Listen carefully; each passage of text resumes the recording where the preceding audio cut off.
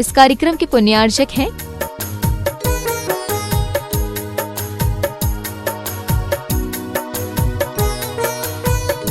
धर्मपत्नी स्वर्गीय श्रीमती अलका जैन की स्मृति में Shri Naveen Kumar Jain, firm Bhogendra supplies company, Ambala road, Saharanpur. Shriman Mohan Lal ji Gadia, Shrimati भंवरबाई पुत्रवधू, Shri Padamchand Gadia, Shrimati Vimla पुत्र पुत्रवधू, श्री नरेश कुमार, श्रीमती राजुल पुत्र पुत्रवधू एवं समस्त गदिया परिवार भीलवाड़ा राजस्थान। श्रीमान त्रिलोक चंद जी गंगवाल, श्रीमती कांता, श्रीमान अशोक, श्रीमती शकुंतला पुत्र पुत्रवधू एवं समस्त गंगवाल परिवार भीलवाड़ा राजस्थान।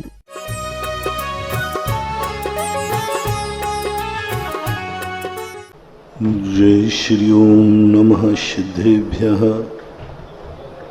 जय श्री ओम नमः सिद्धेभ्यः। जय श्री ओम नमः सिद्धेभ्यः। सर्वमंगल मांगल्यं सर्वकल्याणकारकं प्रधानं सर्वधर्माणां जैनं जयतु शासनं। जैनं जयतु शासनं। जैनं जयतु शासनं। पंच परमेष्टि भगवान की आचार्य श्री गुरुवर कुंद कुंद महाराज की, आचार्य श्री गुरुवर विद्यासागर महाराज की, हम सभी के आराध्य जगतपूत परम पूज्य निर्यापक श्रवण मुनि पुंगव सुधा सागर जी महाराज की जय हो। मुनि संघ की जय हो। इच्छित जीवन जीने के लिए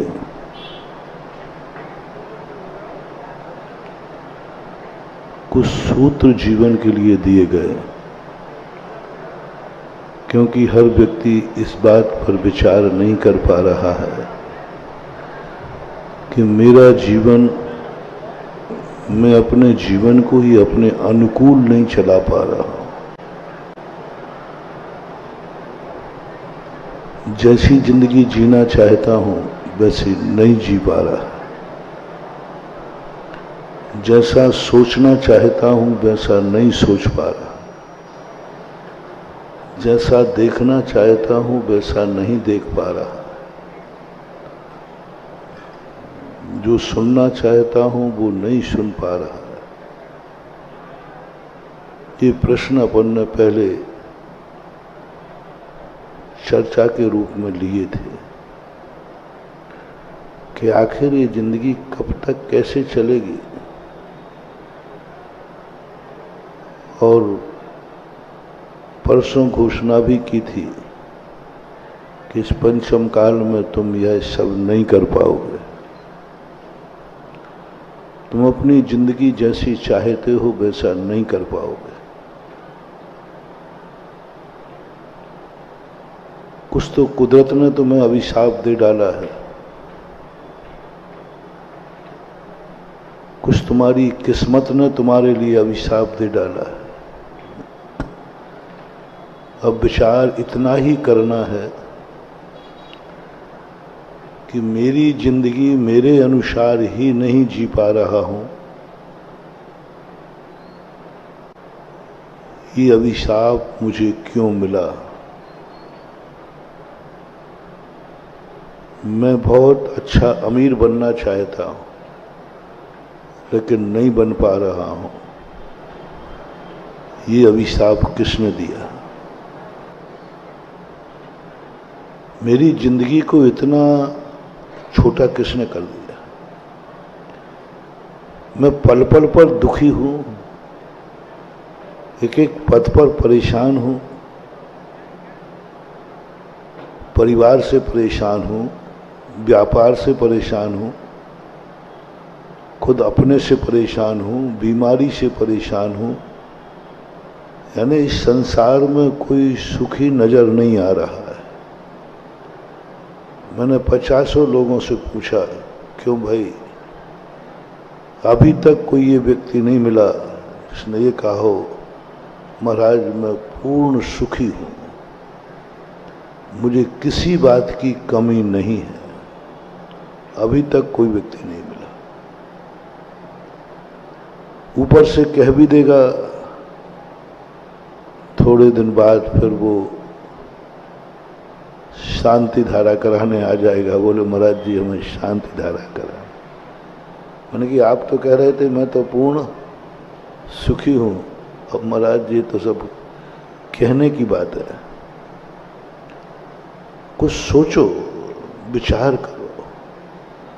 हमारी जिंदगी है, हमारा बेटा है, बेटा मेरे अनुकूल नहीं चल रहा है। मेरा भाई है, मेरा भाई मेरे अनुकूल नहीं चल रहा है। मेरी दुकान है, मेरी दुकान अपने अनुकूल नहीं चल रही है। सब कुछ तो उल्टा हो रहा है। तो अपन ये समझ चुके हैं कि ये पंचम काल है, इसमें सब कुछ उल्टा होगा। कोई दुनिया की ताकत रोक नहीं सकती। पूर्ण सुखी इस दुनिया में कोई हो नहीं सकेगा। एक समस्या का समाधान होगा, दूसरी समस्या आ खड़ी होगी। थोड़ा मन को बहलाएंगे, मनोरंजन करेंगे, लेकिन वो मनोरंजन ज्यादा दिन तक नहीं रह पाएगा। थोड़ा बहुत मन बहलाने के लिए आप कभी कहते हो थोड़ा बाहर घूम के आ जाओ, मन बहल जाएगा। आखिर कितने दिन तक बाहर घूमोगे? लौटना तो उसी घर में है ना, लौटना तो उसी जिंदगी में है ना, बैठना तो उसी व्यापार पे है ना, रहना तो उन्हीं के बीच में है। कितना मन बहलाओगे? कोई मन बहलाने के लिए घूमने चला जाता है, कोई मन के गम मिटाने के लिए शराब पी लेता है, कोई गम मिटाने के लिए गुटखा खाता है, कोई गम मिटाने के लिए सिगरेट पीता है। बोले भाई रुको, मुझे बहुत टेंशन है। ये सब तुम्हारी समस्याओं के समाधान नहीं है। तुम और खोखले होते जाओगे। गम मिटाने के लिए लोग शराब पीते हैं ना, इनकी इतनी बुरी दशा होती है कुछ दिन के बाद कि सोचने की क्षमता भी खत्म हो जाती है। शरीर कांपने लग जाता है, मन विक्षिप्त हो जाता है। व्यक्ति की जिंदगी इतनी बेकार। मैंने बहुत सारे शराबियों से इंटरव्यू लिए। उन्होंने कहा महाराज शुरू में तो कुछ अच्छा लगा, लेकिन अब तो जिंदगी बर्बाद हो गई, किसी काम का नहीं रहा शरीर, सब तरफ से टूट चुका हो। इसलिए तुम जो ये मन बहलाने के लिए शराब पीना, गुटखा, सिगरेट, बीड़ी, ये सब मन बहलाने के साधन नहीं है। ये बहुत बड़ी मूर्खता है। मन बहलाने के लिए तुम कहते हो थोड़ा बाहर घूम के आते मन बहल जाएगा। महानुभाव, मत बर्बाद करो समय। कितना ही तुम बाहर घूम के आना, जितना समय हमने बाहर घूमने में लगाया, इतना शायद हम घर को सुधारने में लगाते तो पूरी जिंदगी भर के सुखी हो जाते। जितना दिमाग हमने बाहर के मनोरंजनों में लगाया, जितना समय तुम लोग मोबाइल देखने में लगाते हो, घंटों घंटों बैठे टीवी पर बैठे रहते हो, घंटों घंटों मोबाइल में देखते रहते हो। जितना समय तुम्हारा मोबाइल में निकलता है, उतना समय शायद तुम अपने परिवार और जिंदगी के संबंध में सोचोगे तो शायद तुम्हारा परिवार और तुम बहुत अच्छे हो जाओगे, अच्छे हो जाओगे। सोचने का समय तो दो, 5 मिनट बैठो तो सही। सुबह उठ करके 2 मिनट अपने और अपने परिवार को दो, 2 मिनट दो। सुबह उठ करके 2 मिनट दो। आज का दिन मुझे कैसा निकालना है, आज का दिन मेरा कैसा होना चाहिए, आज के दिन की मेरी शाम कैसी होना चाहिए। एक बार मन में संकल्प करके अपने प्रभु को धोख दे दो। भगवान आज कामना की है मेरा दिन ऐसा निकलना चाहिए। 2 मिनट अपने परिवार को दो, 2 मिनट मांग रहा हूं, ओनली 2 मिनट्स अपने परिवार के संबंध में सोचो। आज का दिन मेरा परिवार के साथ कैसा गुजरेगा? आज मैं अपनी माँ के साथ कैसा व्यवहार करूंगा? आज मैं अपने पिता के साथ क्या व्यवहार करूंगा? आज मैं अपनी बिटिया बेटा के साथ क्या व्यवहार करूंगा? आज मेरी पत्नी के साथ मैं क्या व्यवहार करूंगा? आज यदि कोई रिश्तेदार आया तो क्या व्यवहार करूंगा? और यदि आज मंदिर गया तो क्या करूंगा? यदि आज गुरु महाराज मिल गए तो मैं क्या करूंगा? और थोड़ा सा दैनंदिनी बनाओ। पशुओं जैसे जिंदगी जी रहे हो, जो निमित्त मिलता है कर लेते हो, जहां ढाल मिलता है लुढ़क जाते हो। कोई तुम्हारा एक एजेंडा है जिंदगी का कि नहीं?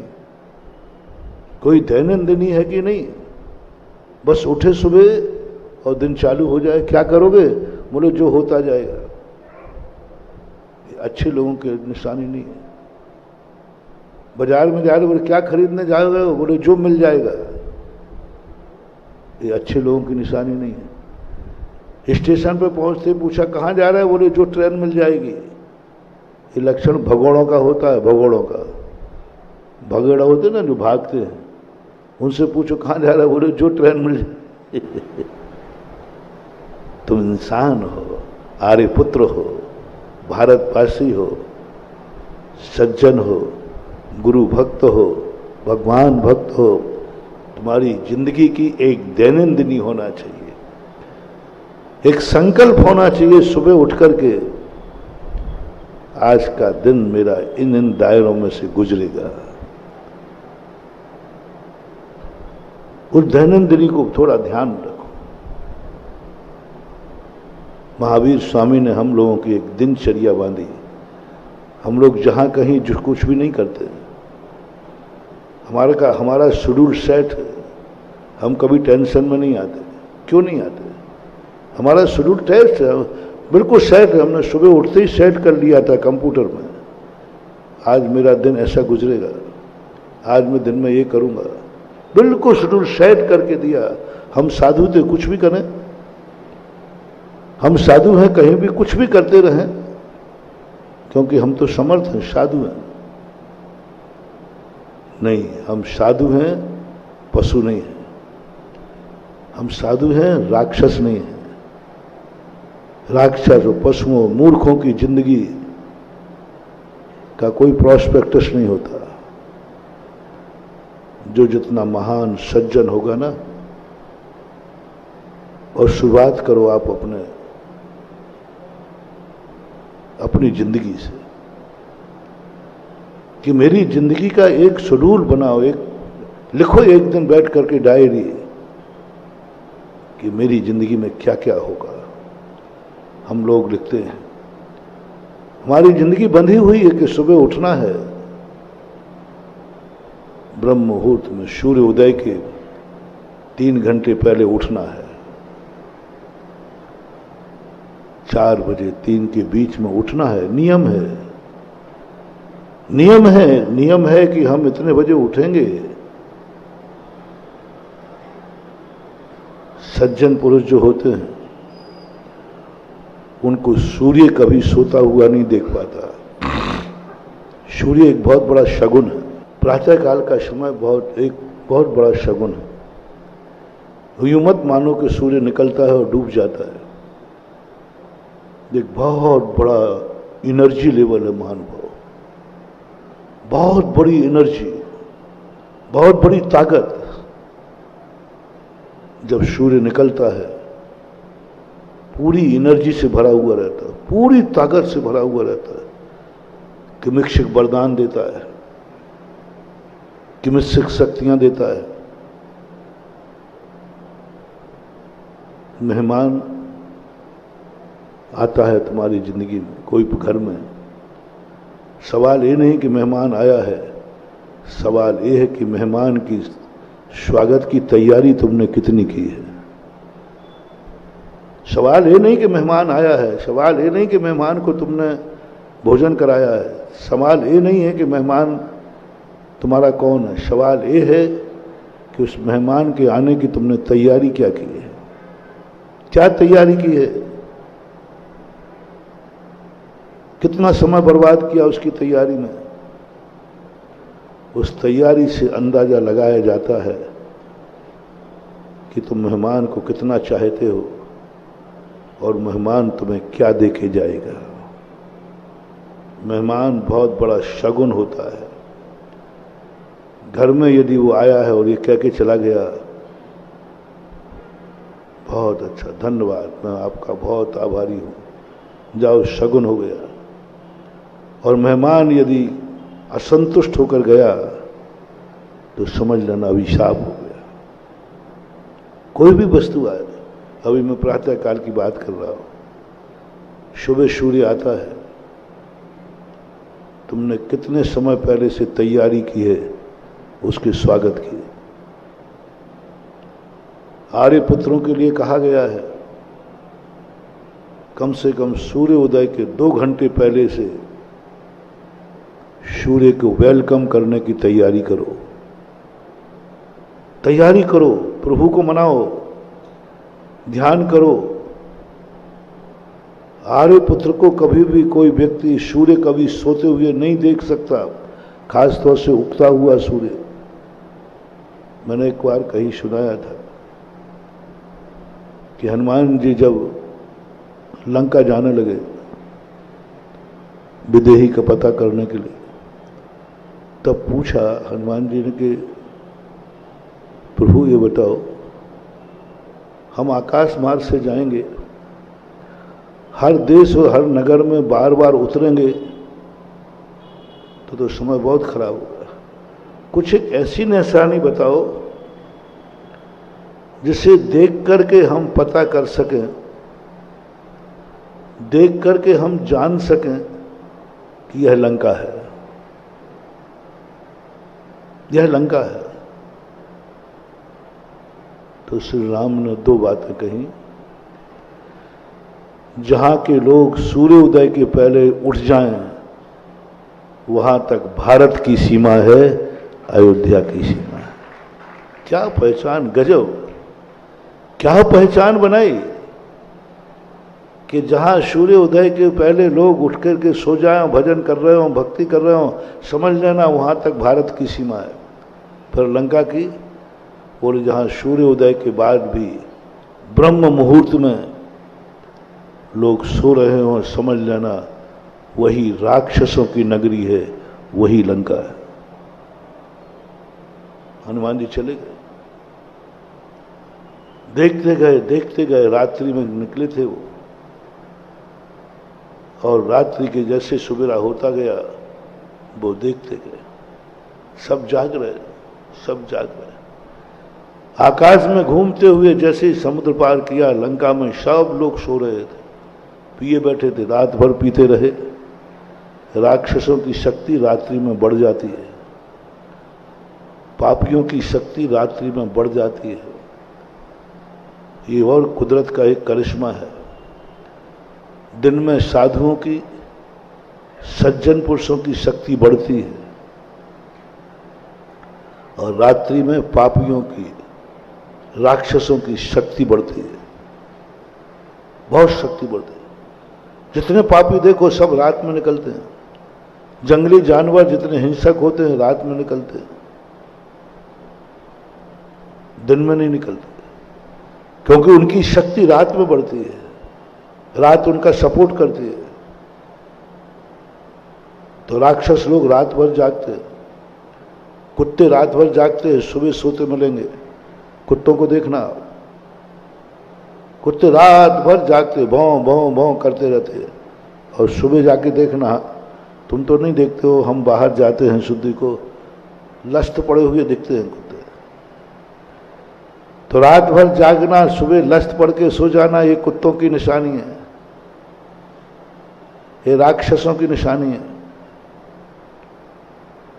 ये तुम्हारे पापियों की निशानी है, ये तुम्हारे अशुभ दिन की निशानी है, ये तुम्हारे जीवन के बर्बाद की निशानी। चले गए और सब सो रहे थे। हनुमान जी उतर गए। काश यदि हनुमान जी आज इसी फार्मूले को लेकर निकलेंगे, चलो देखें लंका के क्या हाल है, और भारत के ऊपर से निकल रहे होंगे तो क्या होगा। हनुमान जी आश्चर्यचकित रह जाएंगे कि लंका समुद्र के इस तरफ कैसे आ गई, लंका समुद्र के इस तरफ कैसे आ गई, अयोध्या कहां गई, बनारस कहां गया, कहां गया वो देश, भारत देश। आज पूरा देश लंका बन गया, राक्षसों की नगरी बन गया। पाश्चात्य संस्कृति ने इस भौतिक चकाचौंध ने व्यक्ति को दिन में सुला दिया, रात में जगा दिया। देखना, ये विज्ञान, ये आविष्कार हमें राक्षस बना रहे, हमें निशाचर बना रहे, हमें लिए देश को लंका बना रहे हैं। रात जागते हैं लोग, जम के जागते हैं, कोई किसी को नहीं। 12 बज गया, कोई बात, अभी तो कुछ भी नहीं बजा। 1 बज गया, 2 बज गया, 3 बज गया, 4 बज गया, बोले कोई बात, अब 4 बजे सोएंगे साहब। हमारे यहाँ सोने का जो काल है, सूर्यास्त के 3 घंटे बाद व्यक्ति को हर हालत में सोना चाहिए। आप गृहस्थों के लिए, हम लोगों की नहीं, हम लोग तो रात भर जागते हैं, क्योंकि रात में पापियों की शक्ति जागती है, तो हमें तो अपनी आत्मा की चौकीदारी करना पड़ती है ना। तुम्हारे यहाँ तो चौकीदार लगा लेते हो, हमारी आत्मा की चौकीदारी तो हमें खुद करना है। इसलिए हो अर्ध निशा का सन्नाटा, वन में बनचारी चरते हो, तब शांत निराकुल मानुष तुम तत्वों में चिंतन करते। कई रातें हम लोग जागते हुए गुजारते हैं, लेकिन रात जागेंगे तो दिन में सोएंगे नहीं, रात में भी जागेंगे तो दिन में भी जागेंगे। ऐसा नहीं कि रात की कसर हम लोग दिन में निकालें। हम लोगों को दिन में कब देखो, कब सोएंगे। रात में हम सोते नहीं हैं और दिन में तुम सोने नहीं दोगे, क्योंकि भक्त लोग कहाँ से सोने देंगे। इसलिए कोई बात नहीं, लेकिन तुम कब, कितना उल्टा हो रहा है, कितना अनर्थ हो गया। रात्रि जागने के लिए, रात्रि पापियों के लिए थी, निशाचरों के लिए थी, उल्लुओं के लिए थी, लेकिन रात्रि में जाग रहे। प्रथम पहर कहा, सूर्य अस्त के 3 घंटे तक तो किसी को सोना नहीं चाहिए, किसी भी हालत में। सूर्य अस्त के 3 घंटे तक किसी को सोना नहीं है, मरीज को भी नहीं सोने दो, उसको किसी प्रकार मन बहलाओ।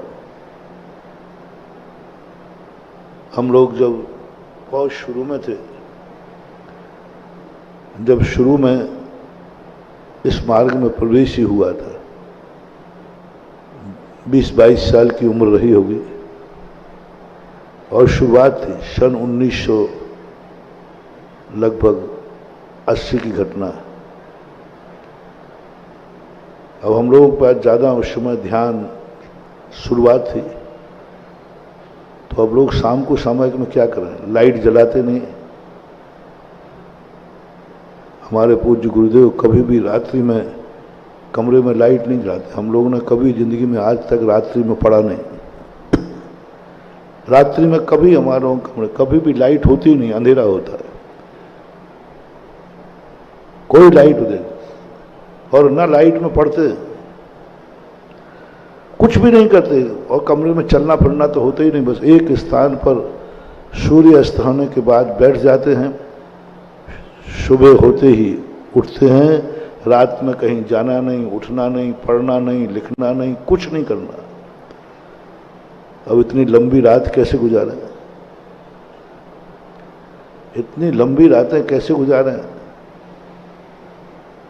और उस समय कॉलेज में पढ़ने वाले विद्यार्थी कब पढ़ते हैं? कॉलेज में पढ़ने वाले दिन में तो मस्ती करते हैं, और रात में पढ़ते हो। अब वही आदत हम लोगों को पड़ी थी कि दिन में तो कुछ पढ़ना नहीं, रात में पढ़ना, और यहाँ तो आते ही रात्रि में बिल्कुल अंधेरा, कुछ पढ़ना नहीं, कुछ लिखना नहीं, तो फिर सोएंगे और क्या करेंगे?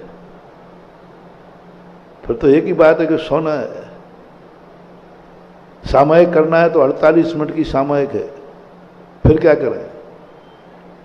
कुछ आता नहीं, ध्यान कर सकें, चिंतन कर सकें, शुरुआत ही है। तो आचार्य श्री ने पूज्य गुरुदेव ने कहा, देखो दिन अस्त के बाद 3 घंटे तक तो तुम नहीं सो सकोगे, तो हमने कहा फिर पढ़ने की छूट दो, हम लोग पढ़ाई करेंगे। तो बोले बिना लाइट के पढ़ सको तो पढ़ लो। अरे बिना लाइट के क्या पढ़ूं, कोई खाक पढ़ूं क्या? अब तो पढ़ लेता हूं क्योंकि अब तो बहुत याद हो गया। बिल्कुल शुरुआत कुछ भी याद नहीं था, याद था नहीं, क्या पढ़े? बिना लाइट के कैसे किताब पढ़ूं, शास्त्र जी कैसे पढ़ूं? उन्होंने कहा कि नहीं, पढ़ाई करना नहीं है और लाइट जलाना नहीं है और सोना है नहीं। अब बहुत दिक्कत हो गई। 3 घंटे का स्टे लगा दिया। उन्होंने कहा ये 3 घंटे प्रारंभ तुम्हारी जिंदगी के लिए खतरनाक है, स्वास्थ्य के लिए खतरनाक है, ये राक्षस पहर माने जाता है उन 3 घंटों के लिए। तो फिर उन्होंने कहा ठीक है, हम सब शुल्को थे, सब ने कहा कि ठीक है, 2 घंटे का नमोकार मंत्र का पाठ। हमने कहा ये पाठ, अब पाठ में तो देखो उतना मन तो लगता नहीं, वही चीज भक्तांबर में कम से कम 48 काव्य तो है, नमोकार मंत्र में तो वही थे, भक्तांबर आता नहीं था। तो आचार्य सिंह ने कहा तुम्हें क्या आता है? यदि भक्तांबर आता होता ना तो वो कहते भक्तांबर पढ़ो। कुछ भी नहीं आता था। वहां तो एक नमोकार मंत्र आता है। संघ में जब आए थे ना तो नमोकार मंत्र के अलावा कुछ नहीं आता। वो भी नमोकार मंत्र आता था, अर्थ नहीं आता था। तो आचार्य ने कहा ठीक है, अरे कुछ तो आता है। जब हम लोगों ने कहा नमोकार मंत्र के अलावा कुछ नहीं आता तो आचार्य बड़े खुश, अच्छा नमोकार मंत्र तो आता है, कम से कम मुझे खुशी है, कम से कम तुम्हें कुछ तो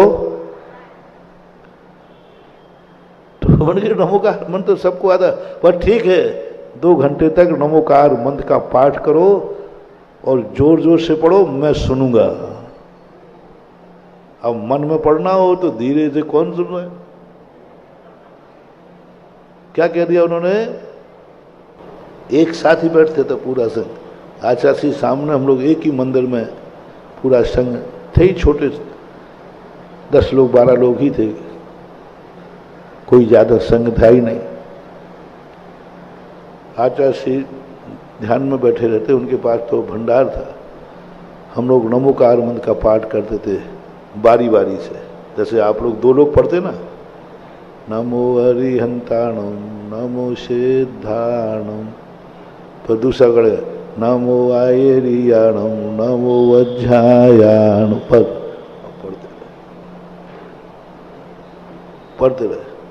कम से कम ये पाठ हम लोगों ने लगभग 1 साल तक किया। तब तक तो बहुत चीजें याद हो गई थी, बहुत चीजें याद हो गई थी। आचार्य ने पढ़ा भी बहुत दिया था। बोले अब पाठ नहीं करना है, दिन भर में जो पढ़ा है उसको सोचना है, और फिर जो कल पढ़ाया रात में उसको सोचो। फिर उन्होंने कहा कि गाय बनो, जैसे गाय दिन में खाती है, रात में रौथन करती है, रौथन। तुम उसका रौथन करो, जो पीते जाओ, दिन भर पीते जाओ, फिर रात में निकालो और फिर उसका रौथन करो। लेकिन इतने साल में आज तक आचार्य ने कभी रात में नहीं पढ़ने दिया, लाइट में नहीं पढ़ना। रात को दिन मत बनाओ, कुदरत ने रात दी है, रात ही रहने दो। कुदरत को मत बिगाड़ो, दिन मत बनाओ रात को। रात्रि रात्रि है। रात्रि में जब अंधेरा है तो देखने का प्रयास मत करो, आंख बंद करके ध्यान करो, जाप करो, चिंतन करो। लेकिन कोई भी ऐसी क्रिया मत करो जो दिन में की जाती है, देखने की क्रिया, चलने फिरने, कभी नहीं। इतने साल, आज सन 1980 से कितने साल हो गए हमें? 42 साल में आज तक कभी रात्रि में कोई अध्ययन स्वाध्याय नहीं किया। अब तुम लोग कोई लाके दिखा दो लाइट जला के, वो बात अलग है, वो हमारी गिनती में नहीं आता है। लेकिन मेरा स्वाध्याय नहीं, कभी पढ़ा ही नहीं। और उसका और 3 पहर, और अंतिम 3 पहर जो हैं उसमें सोना नहीं, बीच के 6 घंटे जागना नहीं।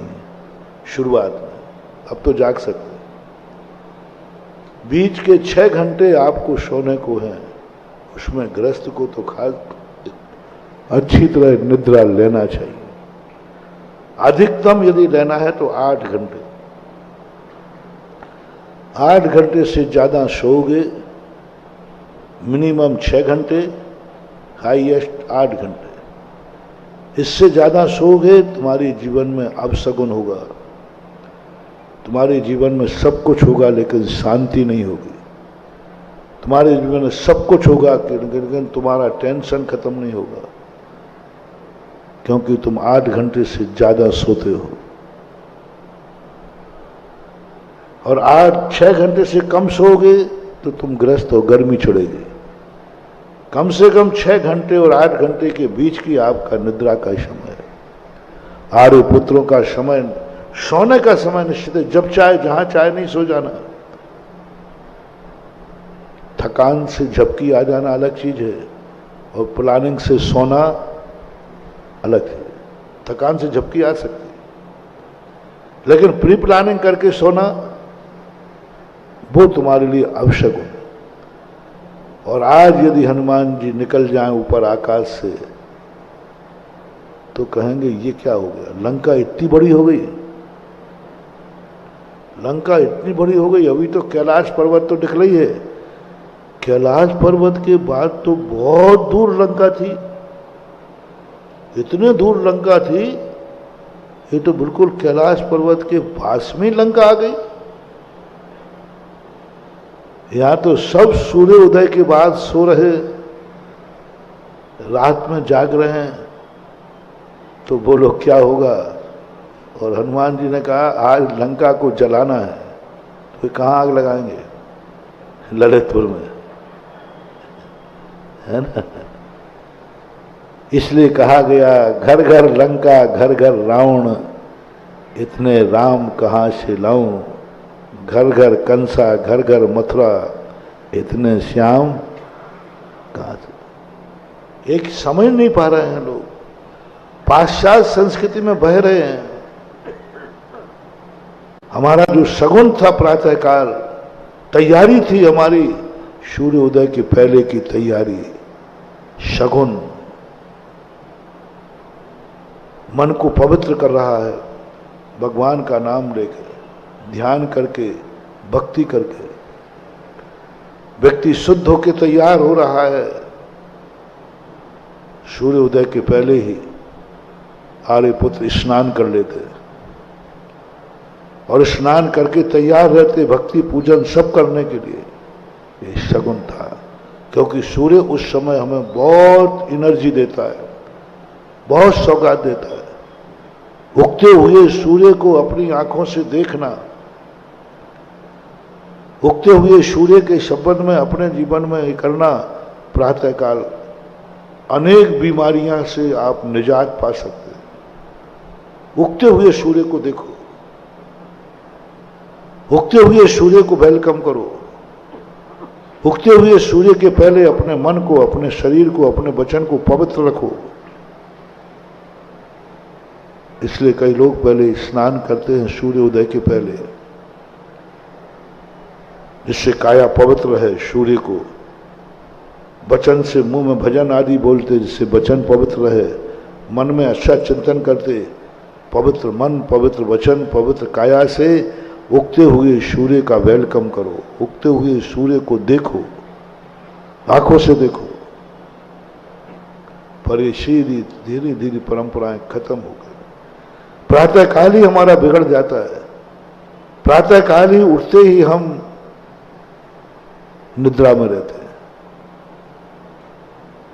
और वह निद्रा हमारा सब कुछ चर्या बिगाड़ रही है। इसलिए महानुभाव, आर्य पुत्र हो तुम, आर्य पुत्र की दैनिक चर्या होना चाहिए। जो चाहे, जहां चाहे, जब चाहे कर रहे हो, लुढ़क रहे हो, जैसा निमित्त मिला, बाजार में जो मिल गया खरीद लिया।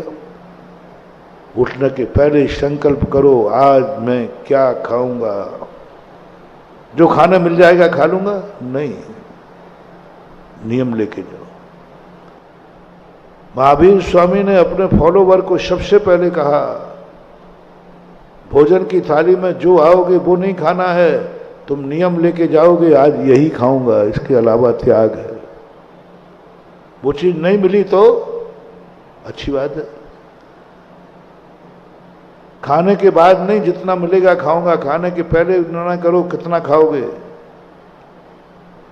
खाने के बाद जो कहता है इतना ही मिला तो खाया, वो भिखारी, भिखमंगा है।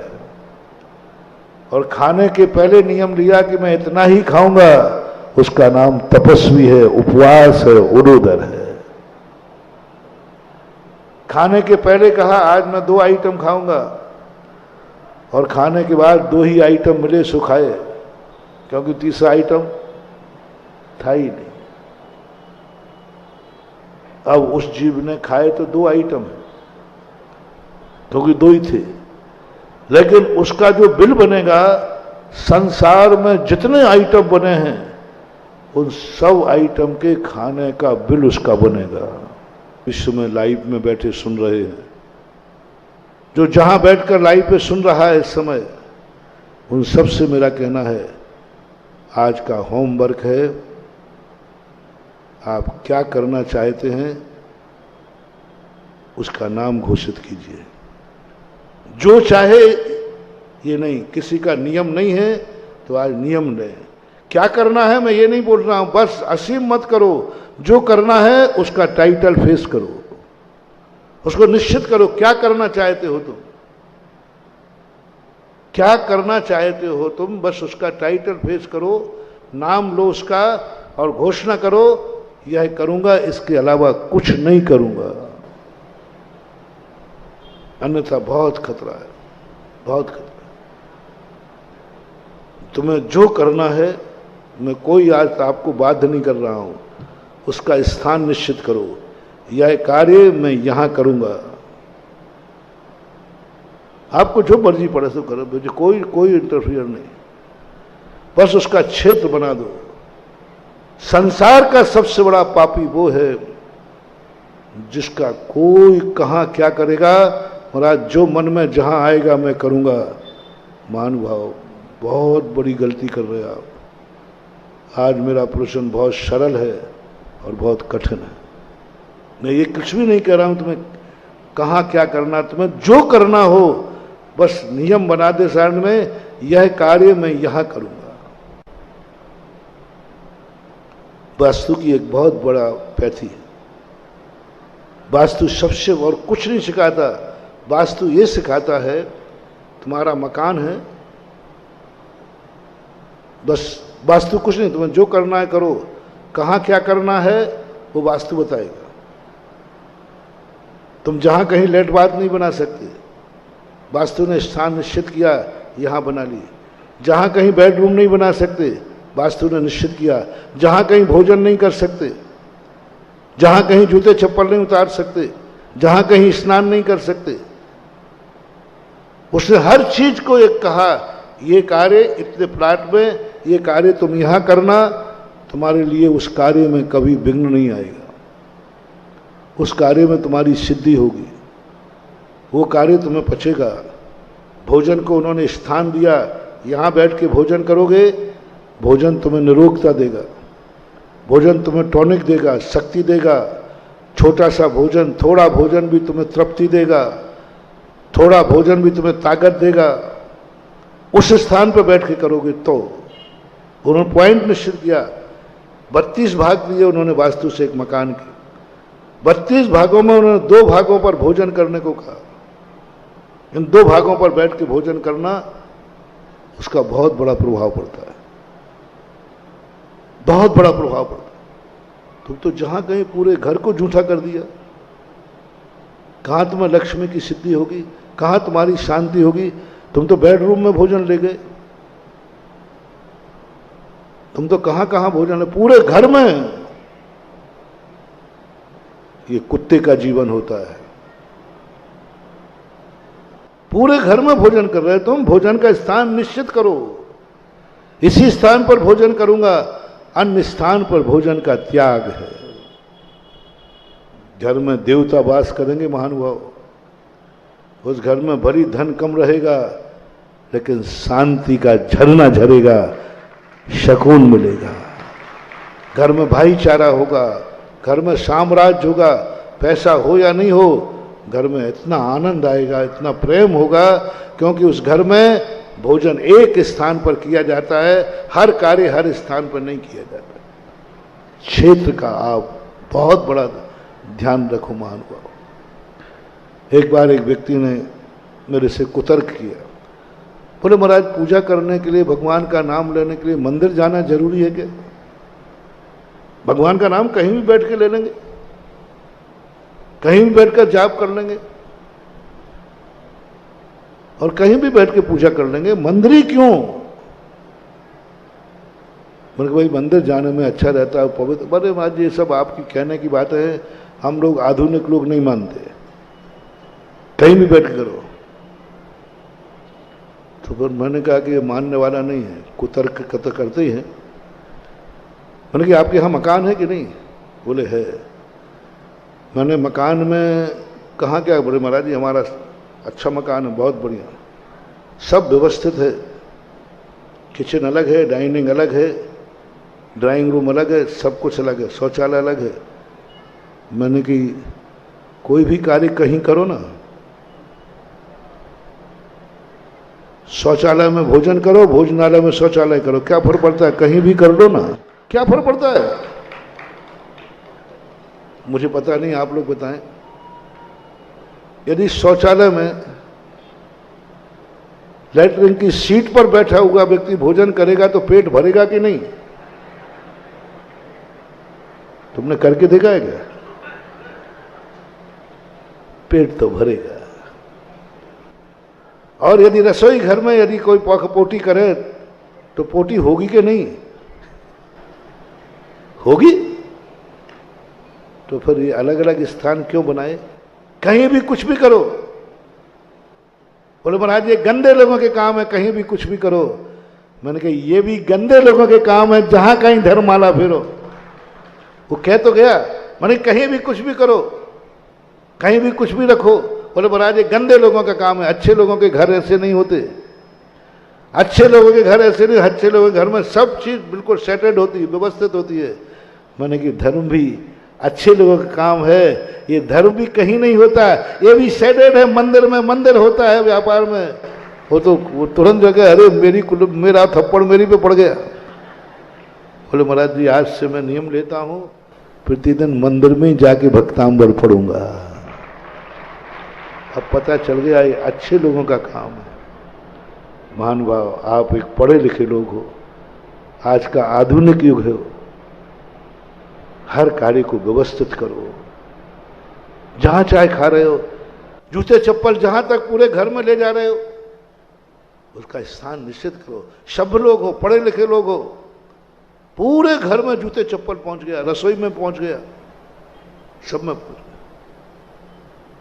कितने धन कमा लेना, शांति नहीं पा पाओगे, क्योंकि वो जूते जितने घर में घूम रहे हैं, उस घर में की जो सिद्धि है, मैंने कहा ना 32 भागों में बहुतायक भाव में कोई ना कोई देवता वास करता है, देवता की शक्ति वास करती है, देवता का नेचर वास करता है। देवता वास नहीं करता, देवता का नेचर, देवता का नेचर उस स्थान पर वास करता है। और वहां जैसे ही आप जूता पहन के गए, पैर पड़ेगा, वो देवता की शक्ति तुम्हारी सब शांति भंग कर देगी। तुम धन पाकर के अपना जीवन इतना बर्बाद करोगे कि इज्जत के स्थान पर किसी नाली में पड़े दिखाओगे। धन पाकर के तुम ऐसा क्रिमिनल केस करोगे कि राजगद्दी की अपेक्षा जेल में पड़े दिखाओगे। होगा तुम्हारे, क्योंकि तुमने उस स्थान पर पैर पड़ा है। भारत में एक चर्चा आती है, गलत नहीं है लेकिन शिक्षाप्रद है।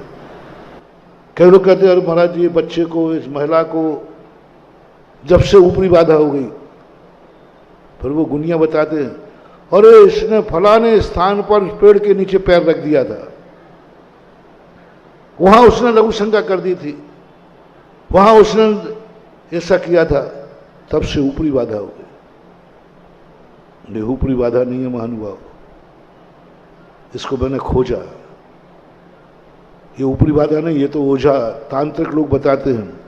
ऊपरी बाधा नहीं है ये वो बाधा है जो स्थान पे कोई पवित्र देव का शक्ति थी, वहां जाकर के तुमने गंदगी कर दी।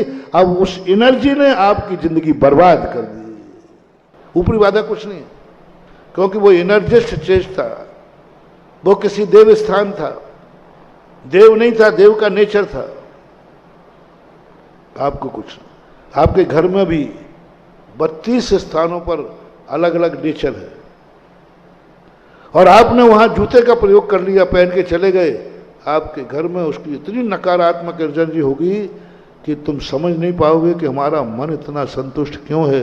मेरे घर में कोई कमी नहीं है, फिर भी शांति नहीं है, क्योंकि पूरे घर में जूते घूम रहे हैं, पूरे घर को जूठा कर दिया, भोजन कर रहे हैं। फॉर एग्जाम्पल, पहले राजमहलों में राजाओं के यहाँ लोग कोप करते थे, रोते थे। हर स्थान पर कोप नहीं कर सकते, कोप भवन अलग होते थे, रूसने के महल अलग होते थे, रोने के महल अलग होते थे, वहां जाके बैठ के रो। रामायण के अंदर आया, कैकेयी को जब कोप करना था तो महल में नहीं किया, कोप भवन में जाकर के वहां जाकर रुदन करो, पूरे महल को अशुद्ध मत करो, पूरे घर को अशुद्ध मत करो आंसुओं से। रोने का स्थान निश्चित करो, यहां बैठ के रो। गालियां देना है तो गालियों का स्थान निश्चित करो, यहां बैठ के गालियां दो। पूरे घर में गालियां मत बको, एक स्थान पर यहां बैठ करके उसका स्थान निश्चित है। हर कहीं जाकर के तुम कुछ भी करना, रोना है जहां चाहे बैठे, बिस्तर पर रो रहे हो, पूजा स्थल पर रो रहे हो, डाइनिंग में रो रहे हो, जहां कहीं रो रहे हो, घर में रोने का स्थान निश्चित करो। किसी को रोना आ रहा है, फलाने कमरे में जाकर रोएगा, वहां की वर्गणाएं वैसी होंगी, वो आपको सपोर्ट करेंगे, आपका सपोर्ट करेंगे। आप 1 घंटे को रोने गए हो, 10 मिनट में आपका रोना बंद हो जाएगा और रास्ता निकल आएगा। और जहां कहीं रो रहे हो, पूरी जिंदगी भर रोते रहोगे, कभी तुम्हें कोई भी आंसू पहुंचने वाला नहीं मिलेगा। इस दुनिया को भी बांटो महानुभाव, हर स्थान पर नहीं। कितना बड़ा लॉजिक है। भारत में भगवान है कि नहीं, लोग तर्क करते हैं। मान लीजिए नहीं है, मान लीजिए सपोज कीजिए नहीं है, भगवान नहीं है, तो फिर महाराज मंदिर क्यों? भगवान नहीं है कोई बात नहीं, लेकिन मंदिर तो जरूर होना चाहिए। तो भगवान है ही नहीं तो मंदिर क्यों?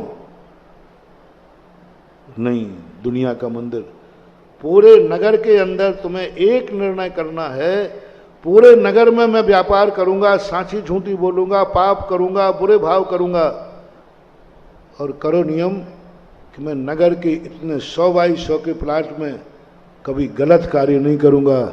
जाओ, ये पृथ्वी तुम्हारे लिए वरदान सिद्ध होगी, तुम कभी भूकंप से नहीं मरोगे। मात्र इतना करना है, इस नगर में मैं व्यापार करूंगा, सब जगह मात्र 100 बाई 100 के प्लाट को पूरी समाज बैठकर निर्णय करे, पूरी समाज बैठ के निर्णय। ये मंदिर मात्र अकेले भगवान के लिए नहीं बनाए जाते, भगवान की सत्ता के प्रतीक नहीं, ये तो बहुत बाद में आया।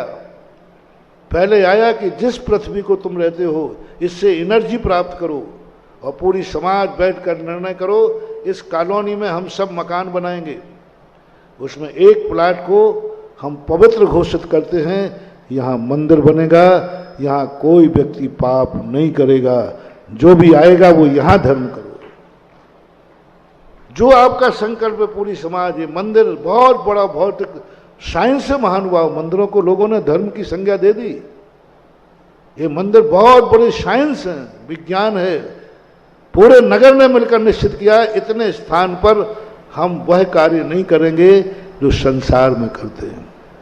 हम इस स्थान को पवित्र घोषित करते हैं, नहा के आएंगे, यहाँ कोई पाप की बात विचार नहीं करेंगे, आत्मा की परमात्मा की बात विचार करेंगे। यहाँ वो स्थान आपके लिए वरदान सिद्ध हो गया। अब पूरे नगर में तुम जो भी पाप, जो भी बुरे कार्य कर रहे हो, यहाँ से तुम्हें सकारात्मक एनर्जी जाएगी, क्योंकि आपने इसको पवित्र कर दिया, पवित्र कर दिया। इसलिए कॉलोनी बनने के पहले एक स्थान को घोषित करो, हम यहाँ कोई पाप नहीं करेंगे। नगर में वास्तु कहता है कि आप अपने घर बनाते समय पूरे स्थान में एक छोटा सा स्थान पूजा गृह बनाओ। मैंने यहां पूजा क्यों, मंदिर तो बाजू में है। नहीं, ये पृथ्वी, इस धरती, इस भौतिकता की एक एनर्जी है, बहुत बड़ी एनर्जी मिलती है। मैंने पूरे में मकान बना लिया, पूरे में संसार नहीं करूंगा, पूरे में पाप नहीं करूंगा। एक कोने में, नॉर्थ ईस्ट कोना सबसे श्रेष्ठ हुआ, इस कोने को मैं पूजा स्थान बनाता हूँ। यहाँ मैं सब पवित्र से जाएंगे, यहाँ हम कोई गंदगी कार्य नहीं करेंगे, यहाँ हम गंदी अवस्था में नहीं जाएंगे, यहाँ हम हाथ नहा धो कर के पूजा करने भगवान का नाम लेंगे। आपका वो जो कोना है, उस कोने से आपको सकारात्मक एनर्जी मिलेगी। कोई भगवान नहीं रखना है, कोई देवता नहीं रखना है, मात्र उस स्थान को पूजा के लिए घोषित करना है कि ये स्थान पवित्र रहेगा। तो आपका पूरे मकान का जो एनर्जी है, वो एनर्जी वह स्थान देता है। इसलिए क्षेत्र की सीमा बनाओ। आप आर्यपुत्र हैं तो आपका जीवन बिल्कुल बिल्कुल सेटेड होना चाहिए। यहाँ यह करूँगा, टाइम सेट करिए, इतने बजे हमारा एक काम होगा। 24 घंटे पापी बन रहे हो, 24 घंटे खाने को बन रहे हो, 24 घंटे तुम जो पाप करते हो वो 24 घंटे कर रहे हो। पाप कोई 2 मिनट करता, 5 मिनट करता, क्रोध कब करता है 2 मिनट, गाली कब देता है 2 मिनट।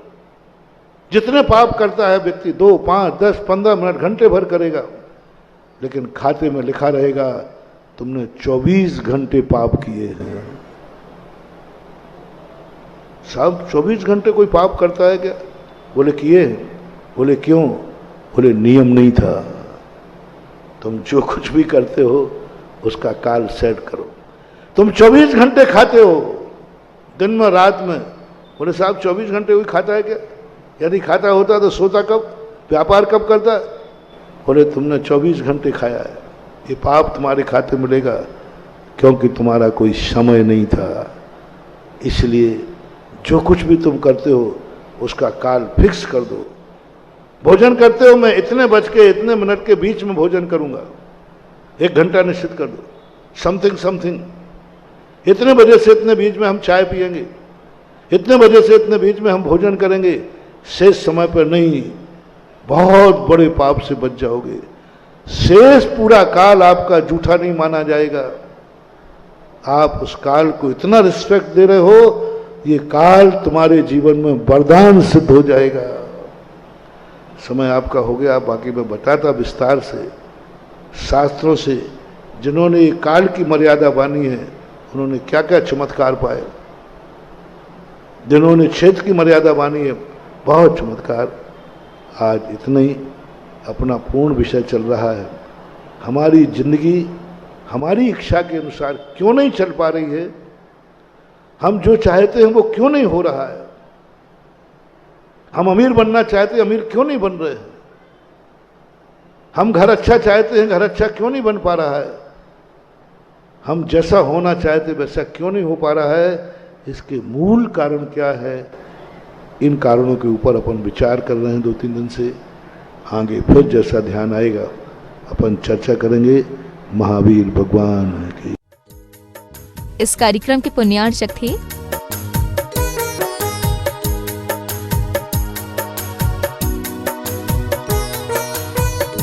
धर्मपत्नी स्वर्गीय श्रीमती अलका जैन की स्मृति में Shri Naveen Kumar Jain, firm Bhogendra supplies company, Ambala road, Saharanpur. Shriman Mohan Lal ji Gadia, Shrimati भंवरबाई पुत्रवधू, Shri Padamchand Gadia, Shrimati Vimla पुत्र पुत्रवधू, श्री नरेश कुमार, श्रीमती राजुल पुत्र पुत्रवधू एवं समस्त गदिया परिवार भीलवाड़ा राजस्थान। श्रीमान त्रिलोक चंद जी गंगवाल, श्रीमती कांता, श्रीमान अशोक, श्रीमती शकुंतला पुत्र पुत्रवधू एवं समस्त गंगवाल परिवार भीलवाड़ा राजस्थान।